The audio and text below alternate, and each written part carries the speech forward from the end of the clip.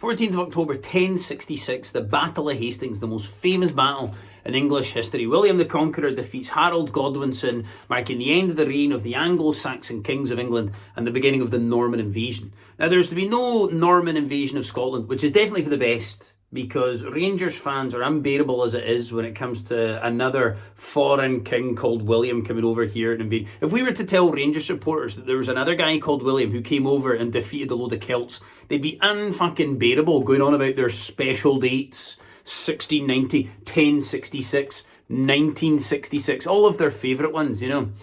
Although, to be fair, your average Rangers supporter is actually a very good mix of those two Williams, William the Conqueror and William of Orange, because William of Orange, he was 5'6", right? So just picture a 5'6" guy with a bowl cut. Pretty much nailed on right there. Pretty much nailed on.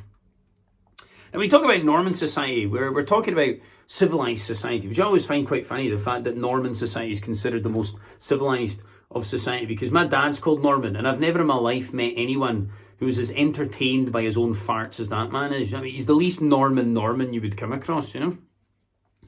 And just because there was no Norman invasion of Scotland, that doesn't mean that Norman influence wasn't felt in Scotland. The most Norman of Scottish kings was David I.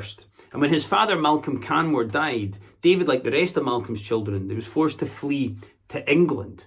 And he grew up in Norman England, and he had quite a high standing in Norman society. His brothers were going to be kings of Scotland. His sister Maud married Henry I, became Queen of England. Good Queen Maud, she was known as, which I always think makes her sound like a Doug. Do you know what I mean? Like, who's a good Queen Maud? Oh, who's a good Queen Maud? You're a good Queen Maud. Oh, you're a good Queen Maud. Yes, you are. Yes, you are. I'd been thrown the tower for trying to rub the Queen's belly, you know.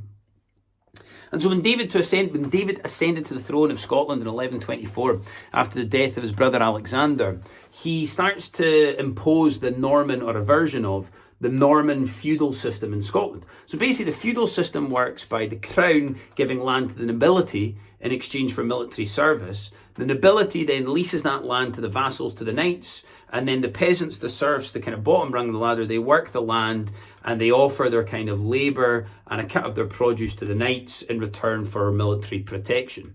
So basically what you've got is you've got a very, very small percentage of landowners getting very rich off of the work of the majority of the people with little to no chance of social mobility. It is completely alien to us in the 21st century, I know, right? But in order to make this feudal system work, you've got to build castles, right? A castle that offers you baronial authority, it offers you protection for the collection of tax, and in theory should offer protection as well for those at the bottom rung of the ladder, the peasants and the serfs. What I never really understood about the Normans, though, is that they didn't figure out that they could just build a castle and then charge folk 18 quid to visit it. I feel like I would have saved them a lot of hassle, you know? And as well as building castles, David built great abbeys in the border towns of Melrose, Jedburgh and Dryborough. He was a real borders lad. He loved the borders, David. You know, he had a glittering collection of gilets and chinos and hunter wellies and rugby club ties. You know, he's a real borders guy. And he also instilled the first towns in Scotland. He instilled town charters, he minted coins. The first royal boroughs were Roxburgh and Berwick. And the royal boroughs and the charters meant that the towns could run their own affairs. It meant that people were encouraged to trade, they had access to foreign markets. And it also gave very anonymous, kind of shitey towns in Scotland something to put on their signs as you drive into them. How else would Tain sell itself if it wasn't a royal borough of, you know? And so yes, David, he was Scotland's admin king. It's not that exciting, I know. It's not William Wallace charging across a battlefield. But it is important because this bureaucratic system that he set up allowed David to amass the first ever truly Scottish army at the Battle of Standard in 1138. And the first truly Scottish army did what Scottish teams do best. It lost. Right. In 1135, Henry I of England had died, and his daughter Matilda, she was the presumed heir. But Matilda's cousin, Henry's nephew, Stephen, stole the throne. So there was a civil war in England, and David thought that he could take advantage of the system by marching a great big Scottish army down into England and helping himself to Northumberland and Cumbria, the only parts of England that would actually accept the Scottish money. And the Normans, they were completely appalled at this army that David had amassed. Here he was, one of their own, standing alongside these terribly barbaric Celts, these Picts, these Scots. They'd never in their life seen an army that consisted mainly of guys just holding pint glasses in their lives, And despite the fact that David's army was defeated at the Battle of the Standard, he actually got what he wanted.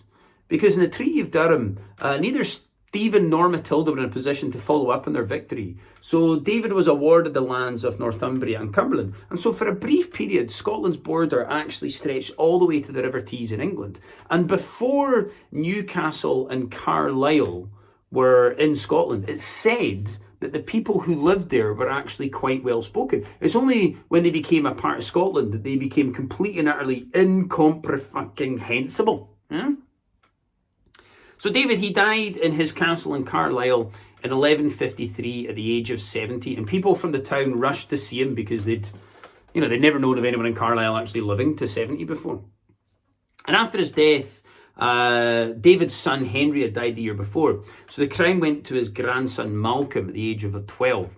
Malcolm IV was very pious, he was very kind of level-headed, kind of pragmatic king. He knew that he couldn't hold on to these lands that his grandfather had won, so they were given back to the English, and Malcolm, he kind of ruled as a vassal king until his death at the age 24, and then his younger, more aggressive, hot-headed brother, Liam Gallagher, became king, and that's what I'm going to talk to you about next weekend. Scotland's Liam Gallagher, William the Lion. So I hope you have a lovely weekend, folks. Nice speaking to you again. If you've made it this far, cheers.